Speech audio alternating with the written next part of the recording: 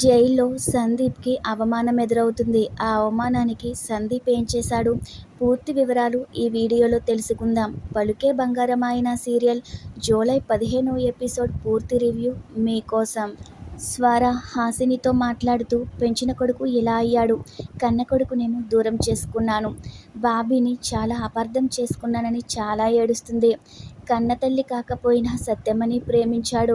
అష్టలక్ష్మిని సొంత చెల్లిలా చాలా అపురూపంగా చూసుకున్నాడు. ఏ రకంగా చూసినా వాడే సరైనవాడు. నేను తప్పు చేశానని చాలా ఏడుస్తుంది స్వర.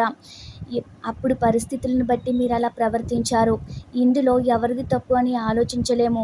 జరిగిందేదో జరిగిపోయింది. మీరు కావాలని ఏదీ చేయలేదు కదా.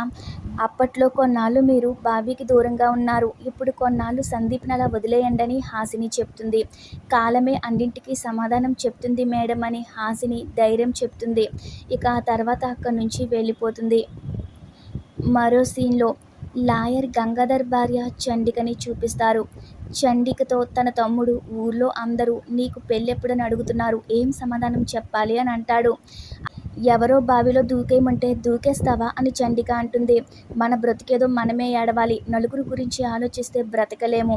అలా ఆలోచించడం మానేసి మనకు నచ్చినట్టు బ్రతుకు. డబ్బులు సంపాదించావా? నువ్వు ముందు డబ్బులు సంపాదించు అంటుంది. ఏ మగాడైనా ముందు డబ్బు సంపాదించాలని చండిక అంటుంది. పెళ్ళంటే ఎప్పుడైనా చేసుకోవచ్చు అంటుంది చండిక.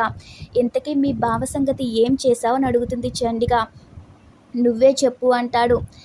అంటే బావ నీ మెడలో తాళి కట్టాడు. బావని అలా ఎలా చేయగలను అంటాడు. వాడి మంచితనం తట్టుకోలేకపోతున్నాను. వాడికున్న 50 ఎకరాల పొలంలో జమ్మి చెట్లు ఎంతలా పెరిగాయో. అయినా సరే ఆ భూమి కింద బంగారు గనులున్నాయని నీకు తెలుసా? అవి కొన్ని వేల కోట్ల ఆస్తి. ఆ భూమి మనకు కావాలి అంటుంది చండిక. అది పూర్ణిమ పేరు మీద కూడా లేదు కదా, మనం అమ్మలేము అంటాడు చండిక తమ్ముడు. అందుకేనేరా మీ బావని బెదిరించైనా సంతకం చేయించి తీసుకురా అంటుంది. ఎలాగైనా నా పేరు మీద రాయించు అంటుంది. చంపేయమంటావా అని అడుగుతాడు. వద్దు, తన అవసరం మనకుంది. ఏమో రేపొద్దున్న మళ్ళీ రిజిస్ట్రేషన్లో ఏమిబ్బంది అవుతుందో. అసలే వేల కోట్ల ఆస్తి కదా, ప్రస్తుతం ఏమీ చేయొద్దు అని చండిక అంటుంది. నా పెళ్లి సంగతి ఏం చేశావు అని అడిగితే, ముందు నువ్వు ఈ పని చూడు. బావ చేత సంతకం పెట్టించుకురా. ఆ తర్వాత నీ పెళ్ళి నేను చేస్తాను. పూర్ణిమనిచ్చి నేను చేస్తానని చండిక అంటుంది. ఆ మాట అన్నావు. ఎలాగోలా బావతో నేను సంతకం పెట్టిస్తానని ఇక అక్కడి నుంచి వెళ్ళిపోతాడు. మరో సీన్‌లో జానకిని చూస్తూ నిన్నిలా చూస్తానని కల్లో కూడా అనుకోలేదని సత్యమ్మ చాలా ఎమోషనల్ అయిపోతూ ఉంటుంది. నా మీద నీకు ఎంత ప్రేమత్త, నా కోసం గుండెపోటు కూడా తెచ్చుకున్నావంట కదా అంటుంది జానకి. నేను చాలా భయపడిపోయానే, శివయ్య కూడా నీ కోసం చాలా ఏడ్చాడని సత్యమ్మ చెప్తూ ఉంటే జానకి శివ దగ్గరికి వెళ్ళి మా బావకు నేనంటే కొండంత ప్రేమ, మా బావ మనసు బంగారం అంటుంది. ఇక అప్పుడే అష్టలక్ష్మి మన ఇంట్లో బిర్యానీ చేస్తుంటే మీ ముచ్చట్లేంటి, అసలే భోజనానికి రమ్మని గంగాధర్ సార్ని కూడా పిలిచాము కదా, ఇప్పుడు ఇవన్నీ అవసరమా అంటుంది. అప్పుడే గంగాధర్ వస్తాడు. గంగాధర్ చేతిలో పేపర్లు చూసి అవేంటి అని అడుగుతుంది అష్టలక్ష్మి. అవేవో ఆఫీస్ పేపర్లాగున్నాయి, ఇప్పుడు అవన్నీ ఎందుకు అని శివ అంటాడు. మా జానకిని కాపాడారు, మీ మేలెప్పటికీ మర్చిపోలేనని సత్యమ్మ గంగాధర్తో అంటుంది. జానకి ఇంట్లో తిరిగితే అన్ని పండగలు ఒకేసారి వచ్చినట్లుందని దాసు కూడా అంటాడు. ఇందులో నేను చేసిందేమీ లేదు. హాస్పిటల్లో ఉన్న జానకిని కనిపెట్టారు, అదే గొప్ప అని గంగాధర్ అంటే అలా ఎలా కనిపెట్టావని దాసు శివని అడుగుతాడు. ఎప్పుడూ లేంది మన పేటలోకి కార్లు వచ్చి ఆగుతున్నాయంట, చుట్టుపక్కల వాళ్ళు చెప్పారు. అప్పుడే నాకు అనుమానం వచ్చిందని శివ అంటాడు. హాస్పిటల్ వెనక నుండే జనవరిని దాచారని డౌట్ వచ్చింది, అదే నిజమైందని శివ అంటాడు. ఇక అప్పుడు జానకిని తీసుకుని గంగాధర్ ఇంటికి వెళ్ళాను అని శివ జరిగిందంతా వివరంగా చెప్తాడు. చాలా బాగా ఆలోచించావని గంగాధర్ అంటాడు. మరో సీన్‌లో ఎలాగైనా అమ్మ కోపాన్ని తగ్గించాలని జైల్లో ఉండి సందీప్ అనుకుంటూ ఉంటాడు. గంగాధర్ మీద రెవెంజ్ తీర్చుకోవాలి, అలాగే హాసినిని కూడా పెళ్లి చేసుకోవాలని.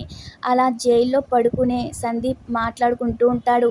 అన్నీ జరుగుతాయి, సందీప్ అంటే జరగకుండా ఉంటాయా అనుకుంటాడు. నువ్వేదైనా సాధిస్తావు సందీప్ అనుకుంటాడు. ఇకప్పుడే సహదేవ్ సందీప్ దగ్గరకు వచ్చి మీకేం చెప్పాలో ఎలా చెప్పాలో కూడా నాకు అర్థం కావడం లేదు అంటాడు. నన్ను సస్పెండ్ చేశారు అంతే కదా, దాని గురించి ఇంత ఆలోచిస్తున్నావేంటి అంటాడు సందీప్. నాకు జాబ్ లేకపోయినా నన్ను డీసీపీ పోస్ట్ నుంచి తీసేసినా నాకు నువ్వు చాలా రెస్పెక్ట్ ఇస్తున్నావు, నువ్వు నాకు నచ్చావు అంటాడు సందీప్. నాకు బెయిల్ వస్తుందా అని సందీప్ అడిగితే, పెద్ద లాయర్ని చూస్తున్నాము, ఖర్చు చాలానే అయ్యేలా ఉందని సహదేవ్ అంటాడు. ఖర్చు గురించి అస్సలు ఆలోచించొద్దు. నువ్వు అమ్మని అడిగితే ఇవ్వదు. నీ దగ్గర కూడా లేవు కదా. నేనేమో బ్యాంకుకి రాలేను. నాకొక ఫ్రెండ్ ఉన్నాడు, తన దగ్గరికి వెళ్ళి అడుగు. ఎందుకు ఏంటని కూడా అడగడు. ఎంతైనా ఇస్తాడు. 50 లక్షలు 25 లక్షలు ఎంతైనా ఇస్తాడు. ఆలస్యం చెయ్యొద్దు అని సందీప్ అంటాడు. అడ్వకేట్ అడిగిన దానికి 1 లక్ష ఎక్కువగానే ఇవ్వు అని సందీప్ చెప్తూ ఉంటే, అప్పుడే అక్కడున్న కానిస్టేబుల్ సందీప్కి భోజనం తీసుకొస్తాడు. ఇంకో ప్లేట్ భోజనం కూడా తీసుకురా అంటాడు సందీప్. రూల్స్ ఒప్పుకోవు అంటాడు ఆ కానిస్టేబుల్.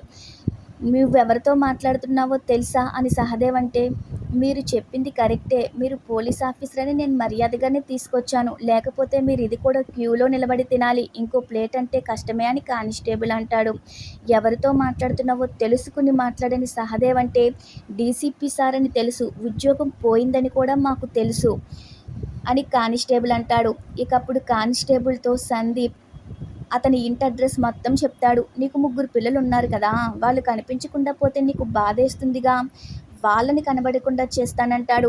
ఈరోజు కాకపోతే రేపైనా నాకు బెయిల్ వస్తుంది. అప్పుడు నీ అంతు చూస్తానంటాడు. ఇకప్పుడు ఆ కానిస్టేబుల్ ఏం తీసుకురమ్మంటారు, చికెన్ బిర్యానీయా మటన్ బిర్యానీయా అంటాడు. ఇప్పుడొచ్చావురా దారికి, వెళ్ళి ఒక చికెన్ బిర్యానీ ఒక మటన్ బిర్యానీ తీసుకురా అని సందీప్ అంటాడు. రేపటి ఎపిసోడ్లో మళ్ళీ కలుద్దాం. Thanks for watching our video.